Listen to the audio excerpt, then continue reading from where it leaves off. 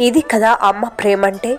ప్రపంచంలో తల్లిని మించిన యోధులు లేరు అన్న మాటకు నిదర్శనంగా నిలిచింది నిర్మల జిల్లాకు చెందిన ఓ మాతృమూర్తి. చెంచల్ బీకి చెందిన చరణకు పోలియోతో కాళ్ళు పూర్తిగా పడిపోయాయి. పుట్టిన ఏడాదికే తండ్రిని కోల్పోయాడు. అప్పటి నుంచి తల్లి పద్మ బీడీలు చుడుతూ చరణ్ బాగోగులు చూస్తుంది. చరణ్ 10వ తరగతి కావడంతో తల్లి రోజు చేతులపై మోస్తూ ఆటో ఎక్కించి తీసుకెళ్లి పరీక్షలు రాయిస్తుంది. ఈ తల్లికి ఒక హ్యాట్సాప్.